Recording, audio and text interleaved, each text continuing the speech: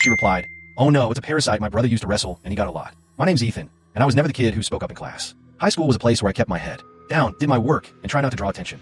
I was a wrestler, which already made me feel like I stood out enough. Sweaty practices, skin rashes, and the occasional weird look from people who thought wrestling was just a bunch of guys rolling around in spandex. But there was this one day in biology class during my junior year that I still think about when I broke my own rule and opened my mouth. It didn't go the way I expected. It was a typical Tuesday, and our teacher, Mrs. Callahan, was going on about something related to infectious diseases. She was one of those teachers who was nice enough, but had a way of shutting down anything that didn't fit her script. We were supposed to be talking about parasites, things like tapeworms and lice, when somehow the topic veered to ringworm. I wasn't paying full attention. My mind was probably on the wrestling match I had that weekend, but then I heard her say, "Yeah, ringworm is a bad parasite to get. It's tough to deal with, and it spreads like crazy." I don't know what got into me. Maybe it was because I'd had ringworm before, or because half the wrestling team had dealt with it at some point. But her words hit me like a bad call from a referee. Ringworm wasn't a parasite. I'd been through the whole ordeal. Itchy red patches, antifungal cream, the works. I knew what it was. So, before I could stop myself, I raised my hand just enough to get her attention and said, "Actually, ringworm's not a parasite.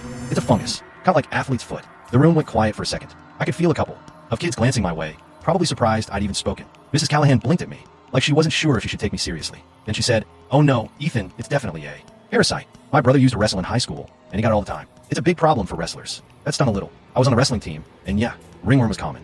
At least a third of us had dealt with it at some point. Those red, scaly patches that showed up after a long practice or a match where you're grinding against someone else's sweaty skin. It wasn't fun, but wasn't a parasite. I've been to the doctor, gotten the antifungal cream, same stuff they give you for athlete's foot. I wasn't about to let this slide, even if my heart was pounding at the thought of talking back. "I've had it before," I said, trying to keep my voice steady. "The medication is the same as for athlete's foot. It's a fungal infection." Mrs. Callahan's smile tightened, and I could tell she wasn't thrilled. A few kids snickered, probably because they could sense the tension. She leaned forward on her desk and said, "Well, Ethan, let's just agree to disagree, okay?" And that was that. She pivoted back to her lecture about parasites, and I slouched in my seat, feeling like I just lost a match I didn't even want to fight. Class went on, but I couldn't shake the feeling that I'd done something wrong. I kept replaying it in my head. Had I sounded rude? Was I wrong? I was pretty sure I wasn't. I'd read the label on the cream, talked to the team trainer about it. Ringworm was caused by fungus, not some worm crawling under your skin. But Mrs. Callahan's tone had made it clear she wasn't open to debate. When the bell rang, I grabbed my backpack and started heading for the door, ready to get to practice and forget the whole thing. But then Mrs. Callahan called my name. "Ethan, can you stay back for a minute?"